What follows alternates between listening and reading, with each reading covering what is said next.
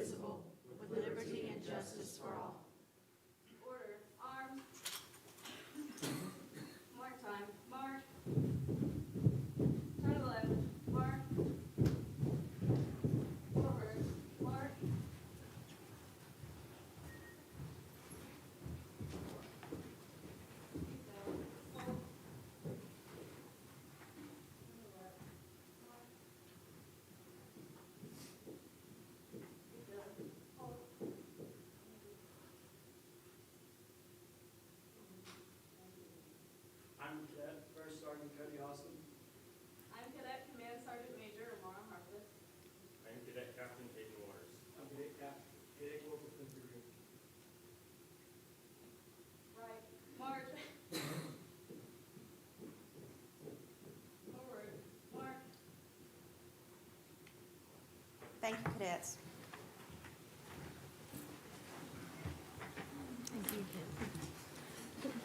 Okay, everyone has received copies of our minutes from the July 24th regular board meeting, call board meeting, and the call board meeting on the 29th, or the work session on the 29th.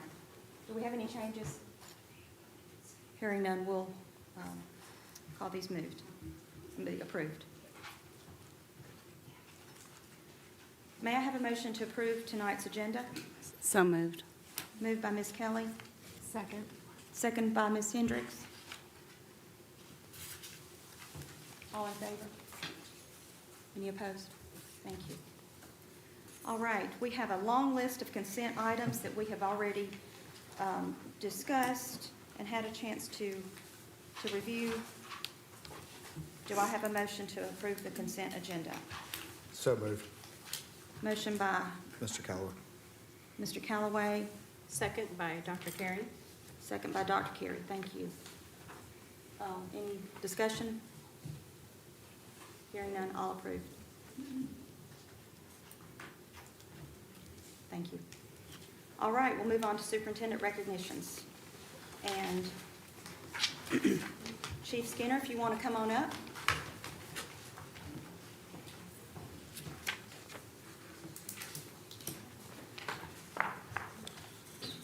Mr. Bill, will you come on up? Lieutenant Louder, will you also join us as well? It's an honor to be a part of Mr. Bill Minish retirement recognition this evening. Bill has had an incredible 40 years of law enforcement experience, which is a tremendous achievement in itself. So out of those 40 years, He has dedicated over 23 years to the citizens of Barrow County and our school system. In his most recent assignment, Bill served as the SRO officer for Holstenbeck Elementary and County Line Elementary. If y'all would also join too, please. I didn't get the exact number, but I think it's been about 15 years he's been their SRO. I couldn't find anybody who's been here long enough to tell me exactly. So with that, Bill, congratulations on a well-deserved retirement.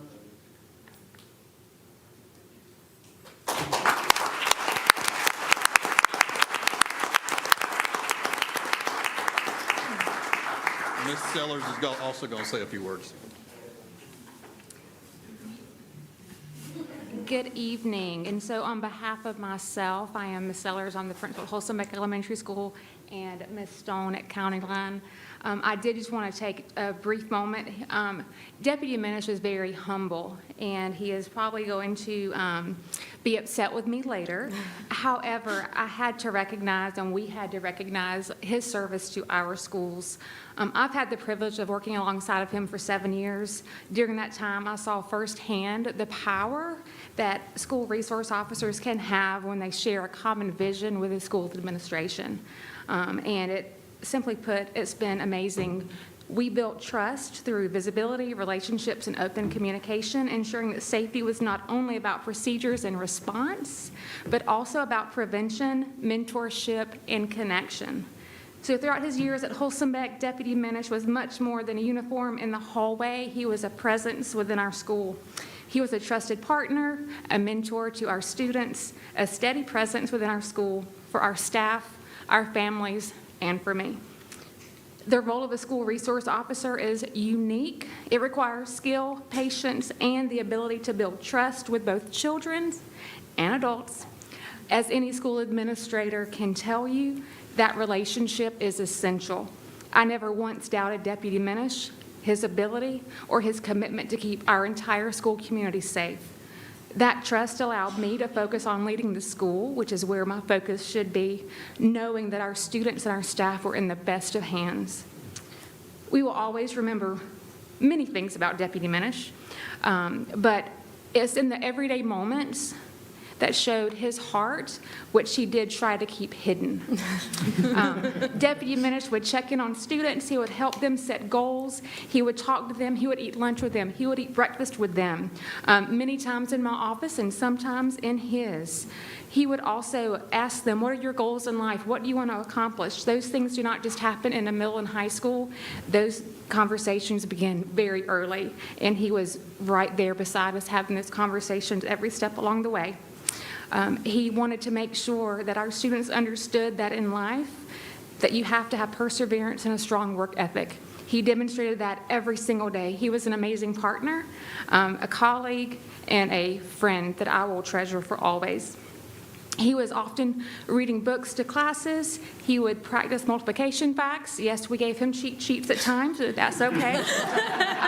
And he was a great referee, in case you ever wanted to know, on the student basketball game, in his uniform, running up and down courtside. So he was, again, just a great partner in our school. I also wanted to just share that Deputy Minish, as I'd mentioned earlier, very humble. He never sought the spotlight, never asked for recognition, and in fact, on the few times that I did put his picture on Facebook, I got a quick text, take that down, please. He wanted to stay hidden behind the scenes, but again, when you have that type of dedication, it's hard to hide. So we just wanted to, again, let him know that he is leaving a legacy of safety and trust and connection, not only at our school, at County Line, and all of Barrow County schools. He has definitely set the expectation, the standard for what a true SRO is, and I cannot wait to see that partnership continue. So, I know, I'm in trouble. On behalf, again, of Holstenbeck and County Line, we just want to, again, recognize him, thank Deputy Minish for his dedication, his professionalism, and his genuine care for those that he served. And make no doubt, he served all of Barrow County, and we are, again, very thankful for him.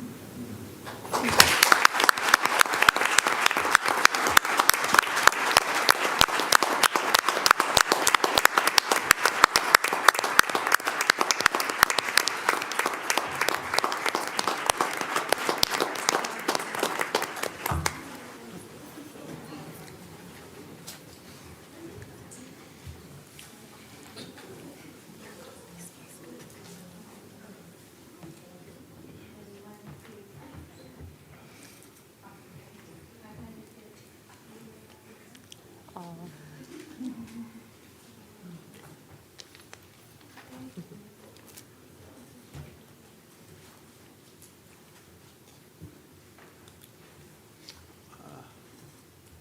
I think we have Dr. Bowen coming up to do our next recognition.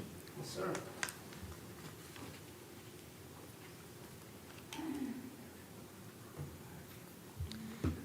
Good evening. It's my pleasure to come to you this evening to honor some of our best, in fact, Barrow's best employees, support personnel employees chosen at the end of last year. So it's for the 24-25 school year. We chose those and announced those in May, but we want to honor them tonight with you all. And Barrow's Best is an award, or a set of awards that originated in 2018 by Dr. Ken Green, former assistant superintendent, and it honors our Barrow County School staff members that are in various support roles. These are vital to our daily operations and student success. These are nominated and voted on by peers, and they fall into 5 different categories. We have service employees, which includes facilities, maintenance, and IT. We have school nutrition. We have general support personnel, which would include bookkeepers, paraprofessionals, receptionists, clerical, school nurse, and classified central office. We have transportation employee category, and then we have a category called contributing professionals, which is all certified personnel below the director level who are not eligible for Teacher of the Year recognition. So we will jump right in and start with our first honoree, which is a service employee, Jackson Hensley, who's part of the communications team, and he is a multimedia production coordinator. So Jackson, please come up.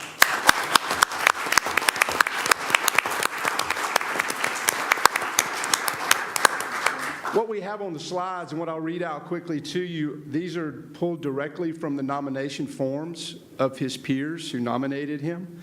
Jackson has been instrumental in transitioning the Innovation Amphitheater to a fully student-run venue, especially for the Cultural Connection Series, which are events that happen there throughout the year. He's done everything from equipment selection, training, planning, logistics, and manual labor. He helped make this a success for students. His work with the senior spotlights and broadcasting athletic events has been amazing. The effort that he puts in to promote our kids is priceless. His quality of work is superb. Another nominator said Jackson from Barrow County Schools exemplifies innovation, leadership, and dedication. He is the ultimate team player. He's an expert behind the scenes in filming and production. Over the last 2 years, he has positively helped propel Barrow County Schools forward. Jackson Hensley.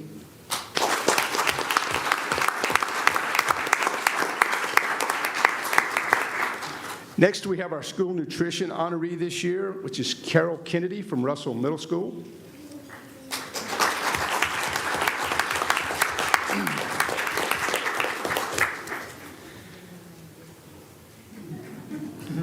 Ms. Carroll has been with Barrow County Nutrition for over 20 years and has not missed a day of work.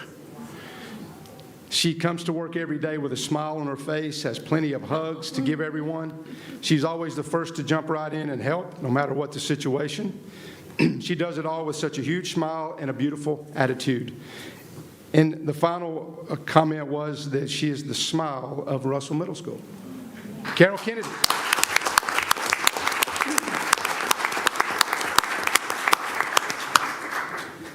Miss Debbie Palermo is our transportation employee honoree this year.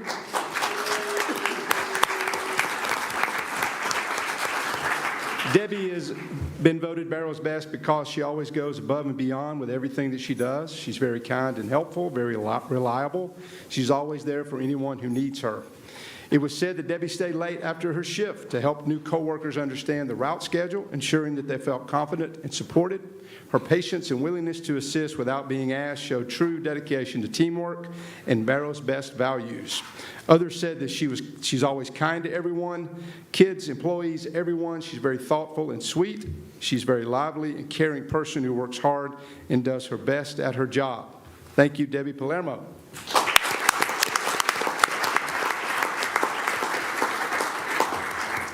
Next, we have Michael Wadley, counselor, Holsombeck Elementary School. He is our contributing professional.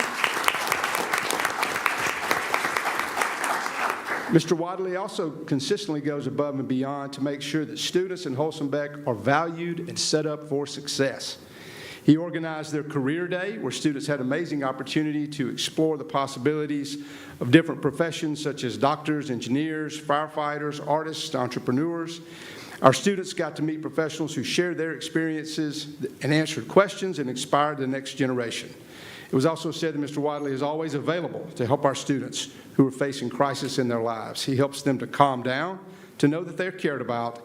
He is constantly going from different classrooms to help them in their crises and to meet their needs. He truly cares about children and makes sure that he is there for them to help in their times of need. He is a wonderful educator and deserves this nomination. Michael Wadley.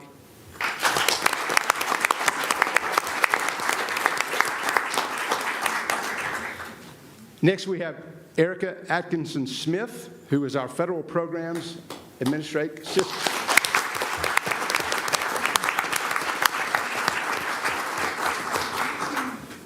Her nominator said bookkeepers seek her help on a daily basis. She is very knowledgeable. She makes herself available, always happy to assist, all while joyfully planning special events for the PDC.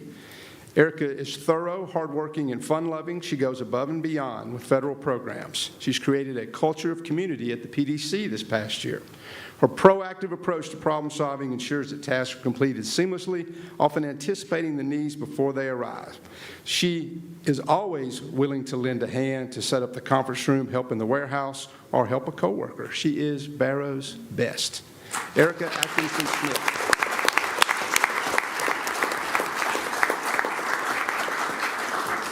If we have any sponsors here for this particular award of Barrow's Best or Teacher of the Year sponsors, if you're here, could you please stand for us? I know we have, I saw one come in. I was going to read off the list, but thank you, sir. This is Mr. Davis, Peach State Credit Union. Some other sponsors that we have are also Jackson EMC, Cable East Incorporated, Charles Black Construction, Clear Concepts Consulting. We have Cunningham Forehand, Matthews and Moore Architects, and Akins Ford. So thank you all to all our sponsors, especially to Mr. Davis who joined us tonight. Thank you.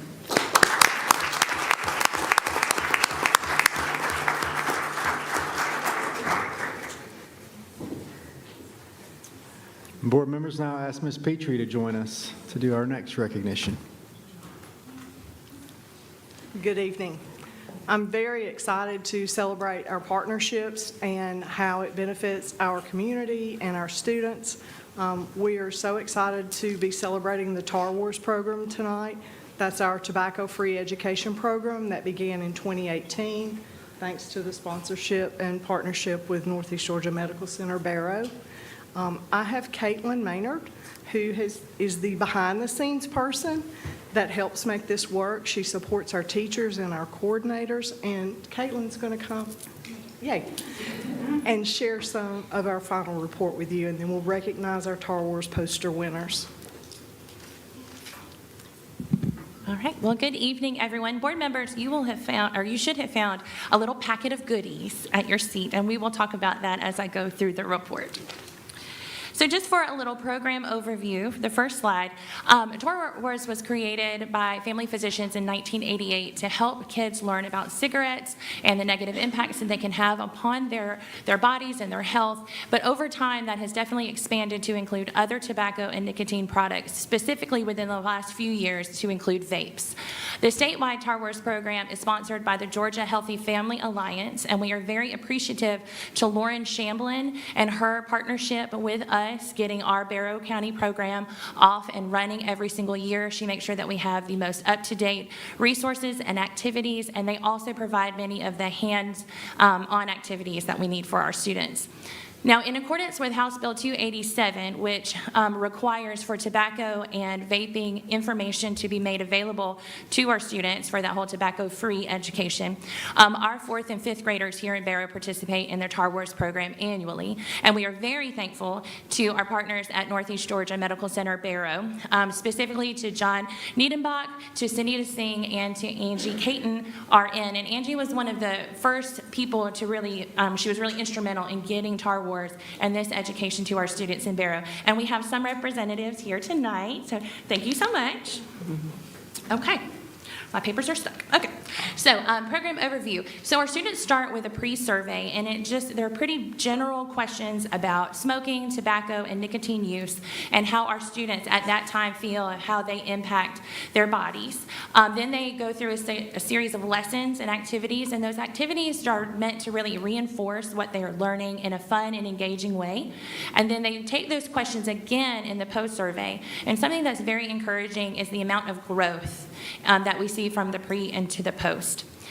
To wrap up the program, they have a Take 5 pledge, which is one of the papers that you have in front of you. We'll talk about that in just a second. And then the annual poster contest.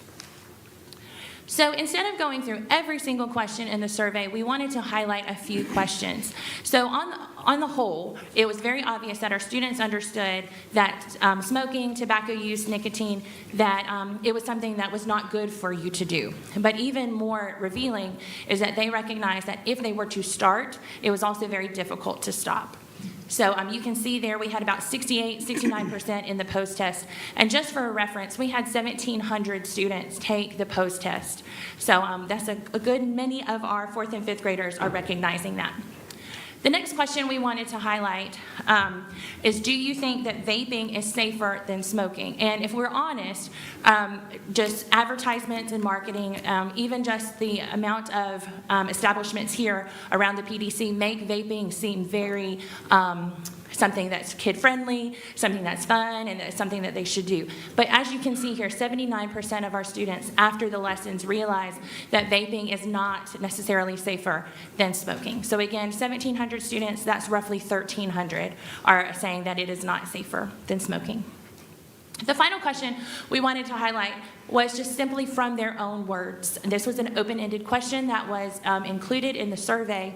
And if I can be just honest for a few minutes, it was very sobering to see some of their responses and how their hearts were pouring out for this particular question because of situations that they have lived through with some of their family members. But as you can see here, one response is 100% bad for your mental and physical health.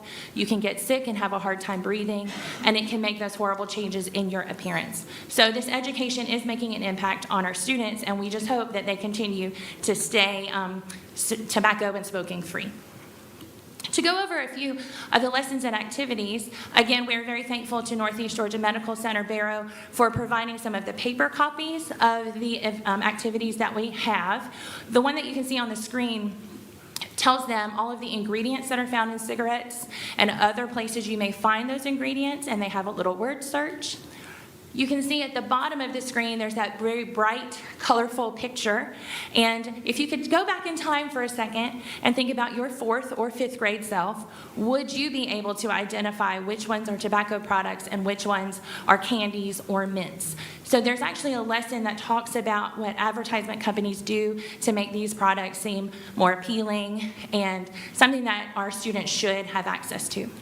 And then finally, you see the picture of the straws. Now, I'm not going to ask you to do this because it may be a little embarrassing, but all of our students are given a straw, and we tell them to run in place for about 30 seconds, and then they have to breathe only using the straw.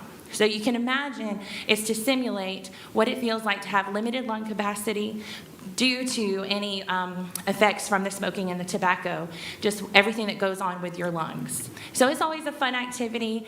We like getting all those straws.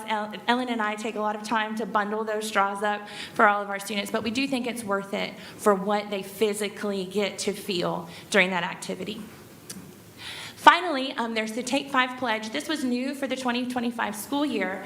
And on the paper, it just asked the students to write down some reasons why they want to pledge to stay healthy, to protect their lungs, and stay away from tobacco and nicotine products.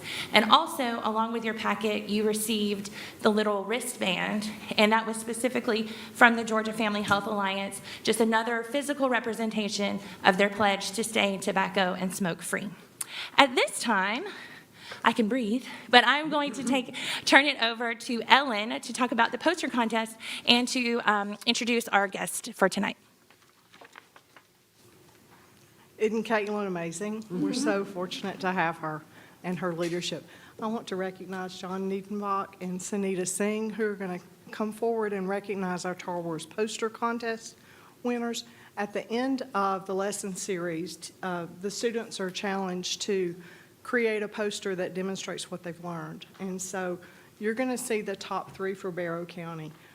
This is from over 2,000 posters, and it gets narrowed down, thanks to Ms. Singh, to 10 posters, 1 per school for the top 10, and then they do a social media voting campaign. And so it's an exciting thing. We're still waiting to hear from the state to see if we have any state poster winners, and we've had those in the past. So we have our fingers crossed, because I think we have some really good ones this year. If you guys would come up and present our awards. All right. Good evening. My name's John Neidenbach, and I proudly serve as administrator for Northeast Georgia Medical Center Barrow, our community's hospital. And at Northeast Georgia Health System, our mission is improving the health of our community and all that we do.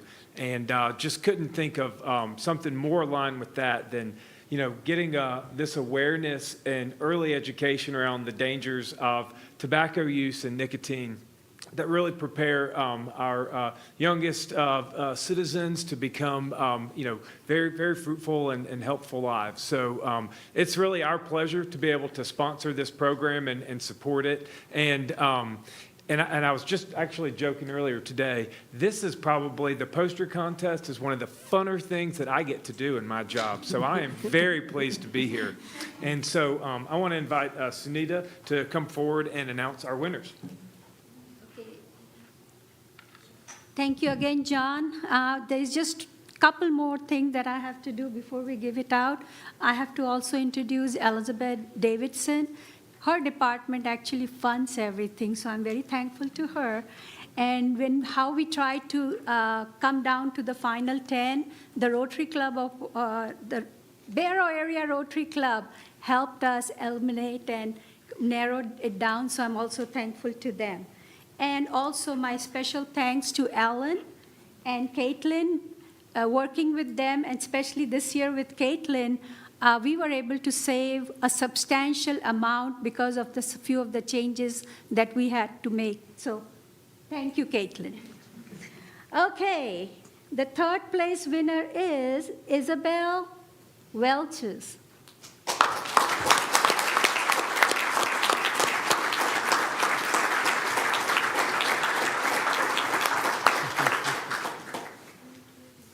Yeah, you get $50 to spend too. 2nd place winner is Mary Frempong.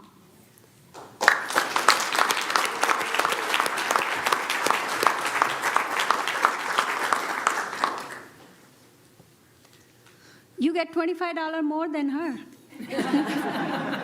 And the 1st place winner is Savannah Ogles.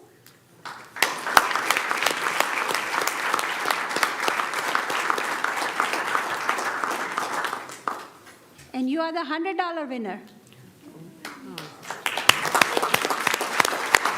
Thank you so much.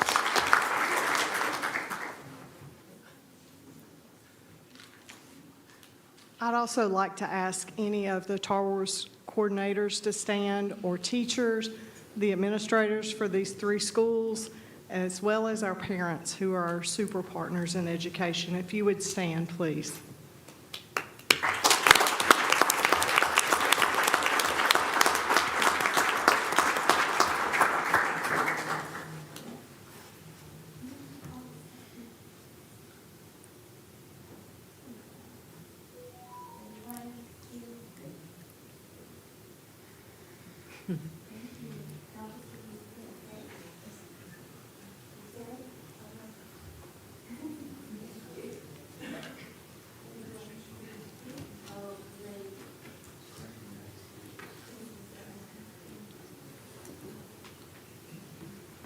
Board members, this concludes our recognitions this evening. Thank you, Dr. Liddell.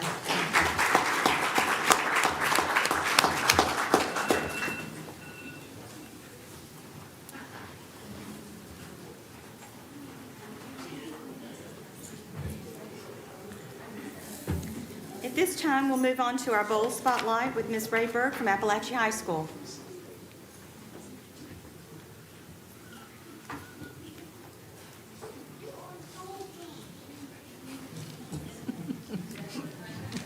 Good evening, members of the board, Dr. LaDuff, and members of the community. Tonight, we are the Bold Spotlight, but we, if you remember, were a really exciting Bold Spotlight in May where we talked about the 25-year history of Appalachee High School. So tonight won't be that formal spotlight. Tonight is a scheduled update on recovery. Yesterday marked the 11-month mark where a tragedy took 4 precious lives from us at Appalachee. So we have brought Ms. Kelsey Zimmer, our recovery coordinator, to give you a look at what she's been hard at work on since February and what she will continue to prepare for events and our 1-year mark and future recovery for all members of the Appalachee community. I also want to thank Dr. LaDuff and members of the board. We get told quite often from, unfortunately, other communities that have suffered a tragedy like ours, how quickly we were able to acquire an amazing recovery coordinator, and that is thanks to you for making that happen, that she was able to join our staff really quickly and become an immediate part of the Barrow community. So I will turn it over to Ms. Kelsey Zimmer to give you an update. Thank you, Principal Rayberg, and thank you, members of the board, for having me tonight. So as you all know, part of the recovery efforts were hiring a recovery coordinator, and it has been my privilege since February of filling that role at Appalachee High School. So tonight, I don't want to take too much of your time, but want to hit on some of the high points of what recovery has looked like since I started back in February, where we are now, and some things we are headed into. So you'll see on the screen, we started back in March with a day of service. So the mindset behind our day of service was that helping is healing. We had staff members and students request to get out in the community to give back. We had received an outpouring of support and love and just the community wrapping their arms around our students, our staff, and it was time to give back. So we sent about 165 students to 13 sites around the community on that day, and they got to engage in lots of different activities to give back to the community in lots of different manners.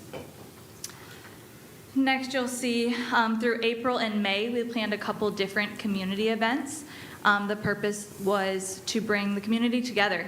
So a lot of our time spent with different professionals in the field of trauma and overcoming tragedy just talked about the importance of unity and togetherness. And so we wanted to bring that to the forefront and celebrate the end of a school year and just the accomplishments that our students had, our staff had, and the community as a whole had experienced. So we had a community event where we partnered with some state, local, and national organizations and businesses to bring people to Appalachee High School to celebrate, like I said, the end of the school year, to celebrate all the good that's around us and to kind of shine a light on different nonprofits and different agencies that have really played a pivotal role in our recovery at Appalachee High School. Throughout the end of the school year and into the summer, we spent a lot of time connecting within our students, within our staff, just in the building. So we knew walking into the summer, we had been prepared that it would be both refreshing and really difficult to be away from the building. And so it was really important for us to create spaces where students and staff could gather together to just participate in lighthearted activities, to spend that time joking around about something they watched on their favorite TV show, or to talk about their son or daughter's sporting event. And so we got to participate in a couple different staff socials throughout the summer, and then we also facilitated some impacted student groups. And that was just a space for our kids to come together and simply be kids, to get to interact with one another, to participate in fun activities where they were with their peers who they were extremely connected with, who they enjoyed seeing, as they had verbalized at the end of the school year, just their nervousness of being away from each other. And so this group gave a space that they could come together and things to look forward to. And I'll never forget, at the end of every session we had, it was, okay, when's the next one? I want to mark the date down. So it was just one of those times that it was fun to get to sit back and watch our kids just do what they do best, and that's just be themselves. So we enjoyed doing that. We also want to recognize at the end of the summer our partners who helped us facilitate our community event also played a role in partnering with our Back to Bold event. We had one of our national partners who is over Peach State Health Plan. So between Peach State Health Plan and Centene Foundation, they donated a total of 1,000 pairs of shoes for our community to give out at the Back to Bold event. They also gave out resources. They brought in their vision van, which provides free vision screening and free eyeglasses to anyone who goes in and gets seen by their doctor. And that's on site. So it's been really great, and I believe, without looking at the number, they gave out about 112 pairs of prescription eyeglasses that day, and those are mailed to the homes completely free of charge. And just bringing resources to the community, so letting parents, caregivers know, this is what's going on in the school, this is what we have for you, let us know how we can help you.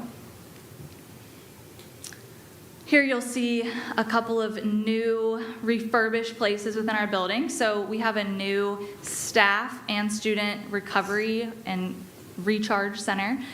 So our teacher workroom was overhauled and got some new paint and new furniture as a place for teachers to just be able to go and enjoy their lunch together or wind down if it's been a busy, chaotic day. And then our student wellness room, which we will talk about the picture in the top middle, but those are 2 full-time student practitioners who are with Advantage Behavioral Health, but at our school full-time 5 days a week. They are housed in our student wellness center. I want to call it the Den because it has been tokened. The Wildcat Wellness Den is the name of the room. So it has just a place for students that they can go and cool down if they're having a rough morning, or they can receive therapeutic services. There's lots of fidget toys and a cool bubble water feature on the wall, just different things going on there that just make it a space that students can go and calm down if they need a second. So I've touched on a couple of these things already, so I won't go into too much depth about them. Like I mentioned, we do have our 2 full-time student therapists, Mr. Thomas and Ms. Bloomfield. Ms. Bloomfield did start with us last March, and she did amazing work right off the bat. And Mr. Thomas started in July. So we are very excited to have them both, and they will both facilitate individual and group therapeutic services. And then they also have spots for drop-ins for students who maybe don't have regularly scheduled appointments with them, but are having a rough Tuesday and they need someone to talk to. So that's been super, super helpful. And just watching them develop rapport with our students has been really, really special. Our recharge and recovery rooms, I touched on that.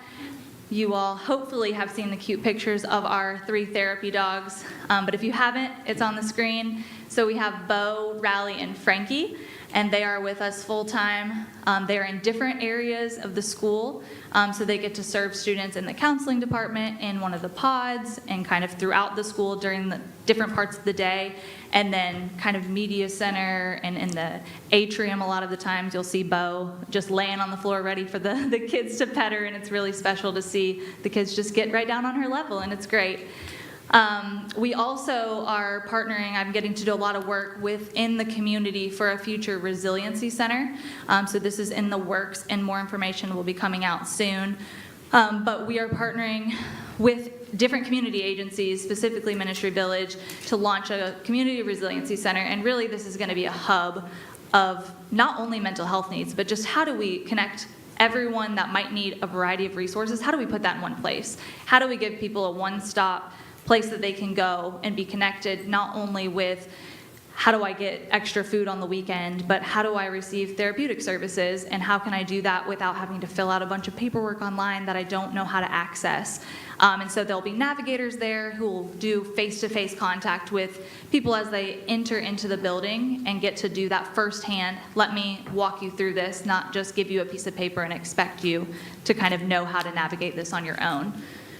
I also get the privilege of helping to roll out the RISE program within our school this school year. I have a variety of staff members and some community members currently being trained as facilitators to bring adult-centered social emotional learning material into the building and then into the community in the future. So the purpose behind this program is a lot of the social emotional learning programs that exist in the world are child-centered. Most of the time when you teach in a school, you're doing everything for the children, which is fantastic, but I think sometimes we do miss what our staff might need, and just recognizing there is a trickle-down effect. So doing something that is adult-centered will ultimately leave a positive impact for our students, and then our staff get to take that home with them, and that then impacts their families, that impacts throughout the district. So we are very excited about that. We've also had the privilege of working with several different national leaders in the field of trauma, and they have come into our school and been so gracious with their time and educating our staff on anything from just strategies on how do I handle the day-to-day to understanding what does trauma do to the brain, and just different subjects that our staff have questions about. And it's sometimes helpful to hear from someone who's coming from the outside, who's not immersed in it all the time, so they can get their questions answered. We also have what we call Wellness Wednesday for our students. This is something that's rolling over from last year. This year it is going to be less frequent, but the purpose is just that connection and allowing our students to spend time together and also have those trusted adults within the building that they can go to if they need something. I touched on the staff connection events and our impacted student group. Both have been really fantastic and will be ongoing, not just this summer, but indefinitely moving forward. And then we also recently engaged in some peer support for our staff with the Marjorie Stoneman Douglas staff. Our staff had been requesting and just asking questions that they felt could only be answered by other educators who have gone through something similar. And so they came in, and the purpose was really just to encourage and empower our staff, to let them ask their questions, to let them get those answers, but also give them some hope that the way you feel today is not the way you might feel in the future, and just give them that push forward, knowing they're walking into a new school year of this is what it might look like and this is how you might feel, and everything is okay. And so that was a success, and we're thankful that they were able to come up here. Next is a look ahead. So we are in a long process currently of making some decisions for the future. One of the most asked about topics typically is J-Hall. We are kind of at the beginning process of that still. There are conversations happening, but no decisions have been made. Right now, we're just trying to engage stakeholders and determine what do our next steps look like, how does that impact those who are around J-Hall often, those that are in the school, in the community, students, families, staff. So just a lot of different methods, whether it's individual conversations, group conversations, surveys that are going out just to help engage conversation and get those plans started. But at this time, J-Hall will remain closed for the entirety of this school year as conversations happen. It is super important to us that it be done in a meaningful way and not in a rushed way. So that is ongoing. We are working, I've had the opportunity to work with the city of Winder in planning a city memorial. Any memorial is going to be an intentional, thoughtful process. And there's an ongoing conversation about what does that look like within the school system at our school. And that is, again, just like J-Hall, that ongoing conversation.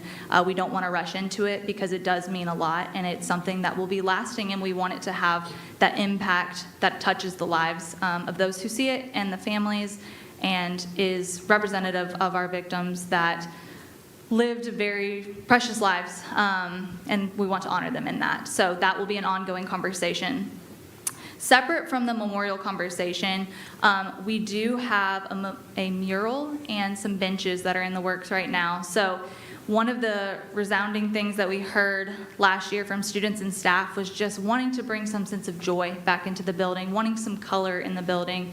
And so we are actually partnering with an art therapy organization to create a mural. So they met with some of our art students last school year, and they designed different murals, and then ultimately the muralist took those back, created a design, and we will be engaging, starting later this month into September, students and staff in participating and helping to paint that. And then the muralist will come back and kind of go over it, finish it up, make it look well done and professional, and that will be displayed in our building for students and staff to see every day. And then our impacted student group has been working on painting some benches. That is going to be a little bit of a process because they really got, you see the green bench that's in that picture? It was doused with a lot of paint. So the design on the top had to wait. So we are working on that, but they're looking beautiful.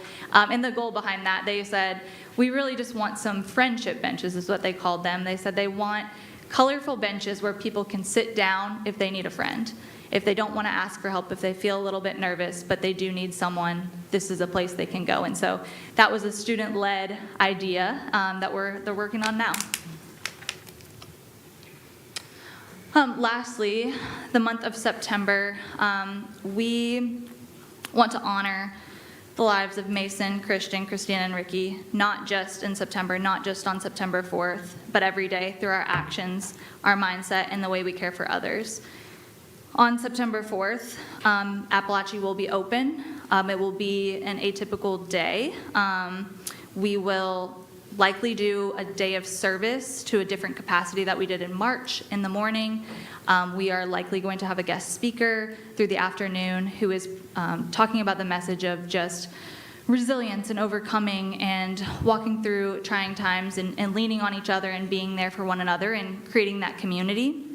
And then we'll also have some physical and emotional health activities throughout the building that kind of hit on a different range of needs that day. So that is kind of what is in the works and what we are moving and looking forward to. So we will be communicating out about that as details come, and that will be shared. But I just appreciate you all having me here today and allowing me to come and talk about recovery and just what we have going on at Appalachee High School. So thank you. Thank you. Thank you, Ms. Emma.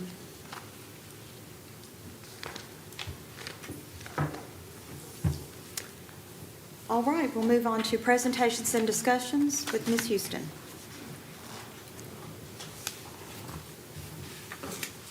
Thank you.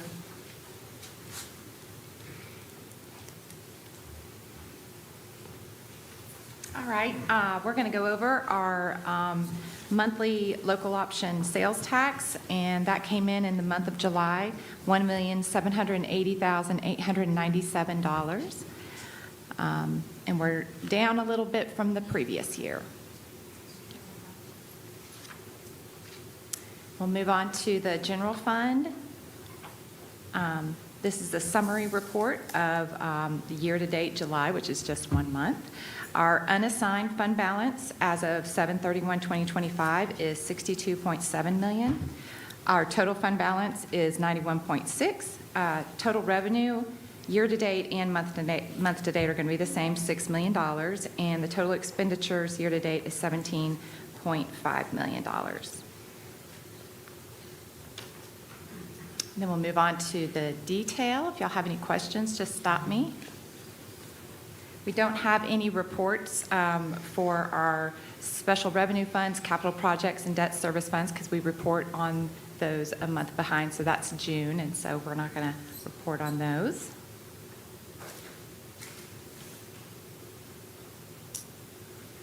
And then the last report is our invoices paid between $10,000 and $74,999 as of July 23rd. Any questions? Thank you. Thank you.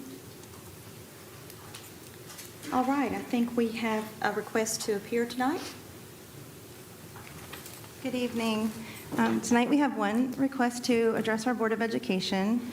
Before we welcome them to the podium, please keep in mind board policies which summarize state that Barrow County Board of Education values public input about topics concerning our schools. Only residents of our district, representatives of organizations in our district, our student families, our school system employees may address the board. Each speaker is given 3 minutes and is asked to be civil and refrain from disparaging remarks concerning staff or that violate privacy laws. The board may stop a speaker if guidelines are not followed. The board will take each speaker's comments and questions into consideration. However, no action will be taken at the meeting. Generally, board members will not respond to questions or comments, but may if they choose to do so. Now we invite our first speaker, Mrs. Brianna Skirmerhorn. Please also restate your name. Come on up, Rick. Thank you.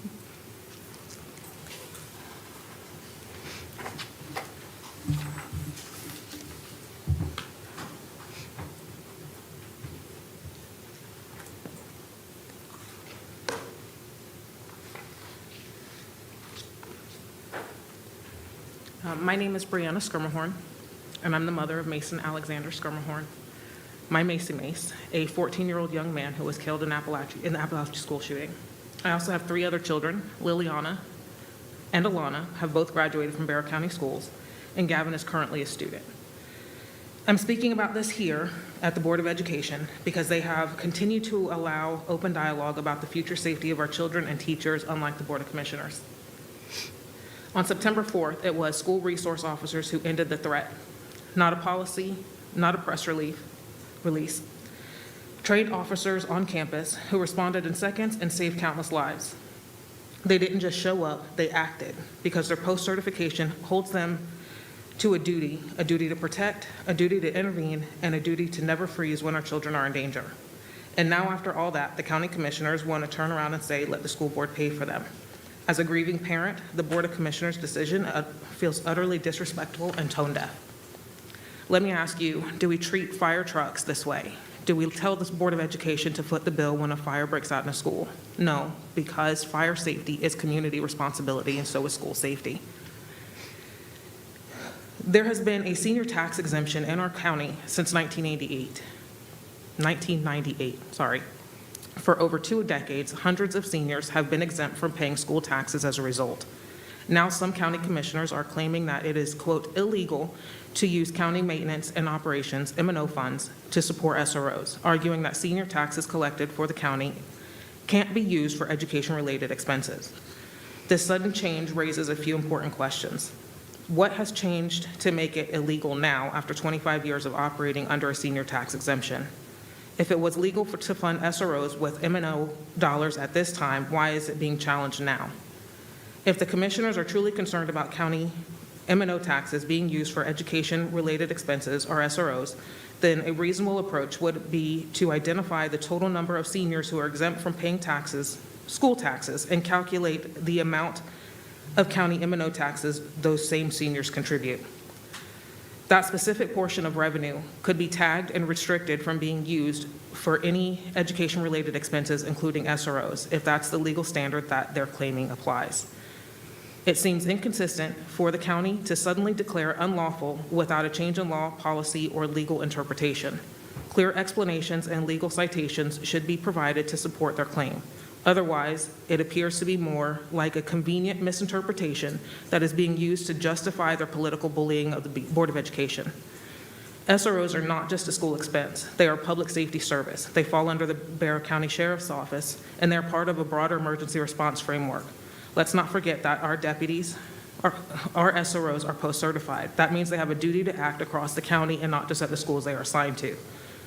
Shifting the cost to the Board of Education not only burdens an already strained school budget, it sends the message that protecting our children and teachers is somehow optional or negotiable.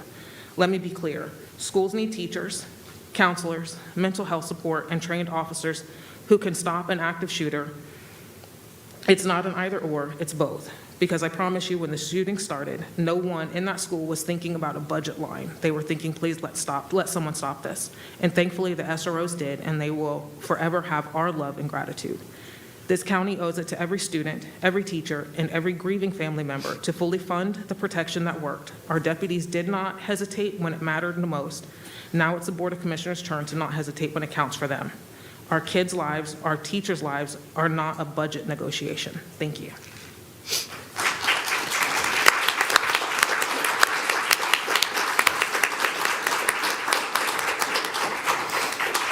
Thank you, Ms. Skirmahorn. All right. We have an executive session next.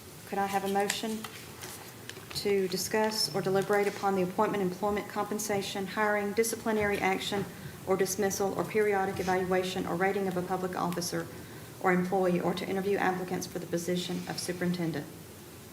So moved. Ms. Hendricks, second. Second. Ms. Kelly? All in favor? All right, thank you. We will return. Long-willed and independent as I am today. I definitely want to thank my mom for teaching me all the life lessons that she taught me of being like on my own and really how to thrive in an unknown environment. And I just really want to thank my mom for teaching me those lessons.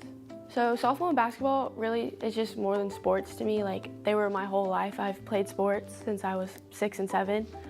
And when you face adversity in sports, you're obviously in a game, you can't stop, and that led into like academics and life as well.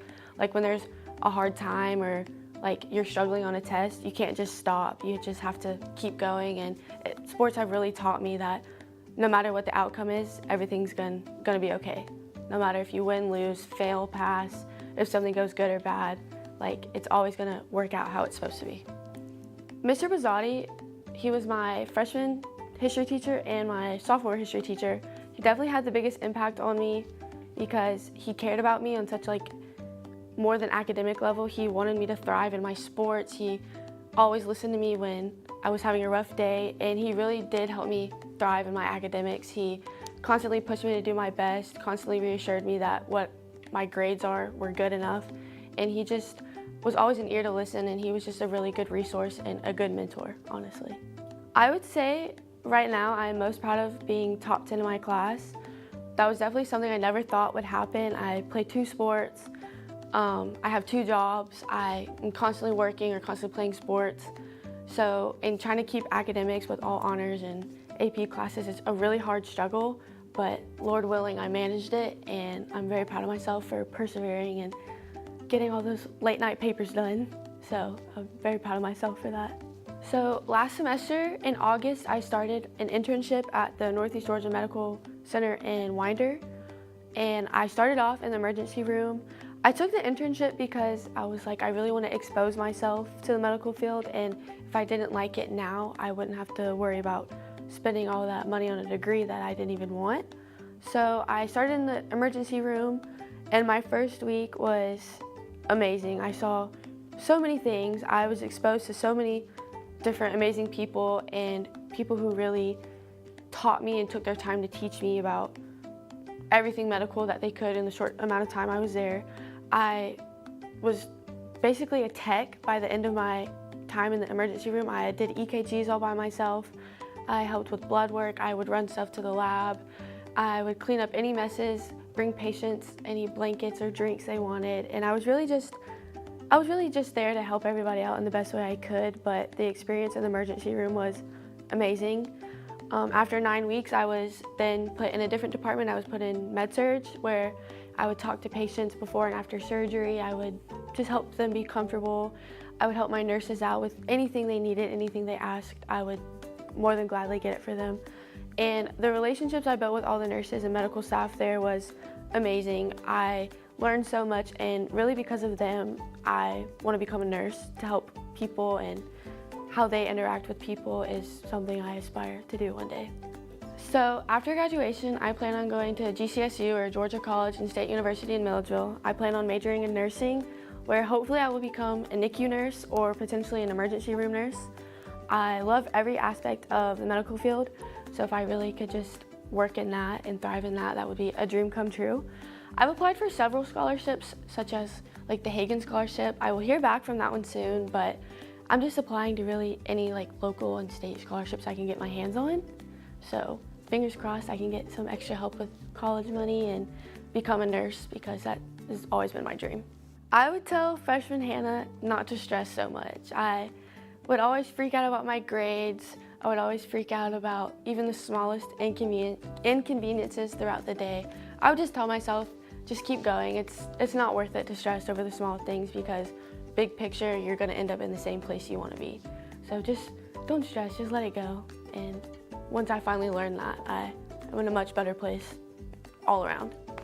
Like, college is definitely gonna be hard, but you made it through high school, so just keep going. And I would tell that to anybody. Like, any person thinking about going to college, it's gonna be okay. It's gonna be hard, but it's gonna be worth it. So.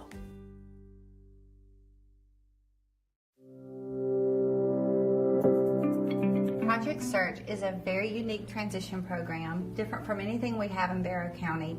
It started at Cincinnati Children's Hospital in Ohio in the mid-1990s, and now there are 610 sites in 47 states and 10 countries, including right here in Barrow County. To participate in Project Search, a student has to be a Barrow County student between the ages of 18 and 22 with barriers to employment such as intellectual or developmental disabilities. They have to be finished with their high school graduation requirements and willing to defer graduation until the end of their Project Search year. It's during that year that they come to the Winder Housing Authority here at the Wimberley Center, and they participate in 3 rotations that last anywhere from 10 to 12 weeks. They have a manager and a mentor that they report to and work alongside, along with skills training with our partners, and it's just a really unique program because the end goal is part-time or full-time employment for the interns. Here at the Wimberley Center, the Project Search students are learning a variety of different skills. They're learning data entry, they're learning accounts payable, payroll, records retention, they're learning how to shred, environmental services. Restaurant sanitation, doing a lot of washing dishes and helping clean floors. There's a good aspect of prep, some general prep cook. I do dishes, I do prep. It teaches you, if you want to walk out of the kitchen, how to do things correctly. I'm teaching them how to answer the phone, how to take messages, how to respond to, interact with people coming into the facility. Well, my first internship was in the front office, like in the receptionist area, and I learned how to copy papers, scan stuff into the computer, answer the phone, and mail out letters. We're cutting grass, we're harvesting crops, we're doing weeding, we're doing some irrigation work, digging, pretty much anything when it comes to working on the farm, we try and tackle it. Well, my first internship, I learned how to cut grass, which I never learned how to do that. The skills that the interns are learning through my department are their maintenance skills. They're learning lawn care skills. We're doing janitorial skills. We both have repo. My task is to go along beside them and make sure that they have a good understanding of what the job is that they are being asked to do, and for me to make sure that they are able to do it, and then I kind of back away and let them do their thing. I learned how to use a knife better in culinary, and then I learned how to use a drill, like putting pressure on it is a good way to use a drill like that. They learn how to appropriately interact in a real workplace. It's not simulated in a classroom, it is an actual place of business. We go over important topics like interview preparation, resumes, how to keep a job, job searching, how to deal with conflict resolution, work with different bosses, just a lot of different topics to prepare them for the workplace. A lot of the things that our employees are doing, a lot of repetitive tasks and things of that nature are things that we are able to have the Project Search students handle, and they do it quite well. And so it's just a cool collaboration, and you have a lot of teamwork and synergy. So I love it. I've enjoyed having them. They bring an excitement to general tasks that we kind of take as mundane tasks, but they bring an excitement to that, and it really invigorates us to get excited about some of the things that we just take for granted. Project Search has been an amazing benefit for all 4 of our interns this year. Without it, I'm not sure that they would have even known what they were capable of doing. We get to both learn things, we get to get some work done and have a good time doing it. What I like about it is because it keeps me moving, it keeps me busy, and it really helps me how to be able to get a job. Well, I think Project Search benefits the community because it is opening up an opportunity for students that have some type of a learning disability to be employed. We don't want these kids leaving our school system at age 22 and not having a clear direction, not having somewhere to go and feel needed and feel productive and really demonstrate what their true abilities are. It's been very much a learning experience, I think, on both ends, and very enjoyable. They seem to always have a good attitude and to show up ready to work. It's very educational for the interns and for us because we learn how to teach them. It's teaching everybody something. The staff plus the interns, everybody's learning. Plus we're getting, once they get acclimated to what we're doing, they're able to assist and help, which speeds things along. It benefits the company as a whole. You get to work with new people, and you get to learn new things and stuff. I believe it offers them just some real world experience through these internships. I've just really been honored to be part of it. Project Search benefits the community by letting people from the community interact with the Project Search students. So people that may have had some stigma against people with disabilities get to meet these kids and realize they're just like anybody else, and get to learn from that experience.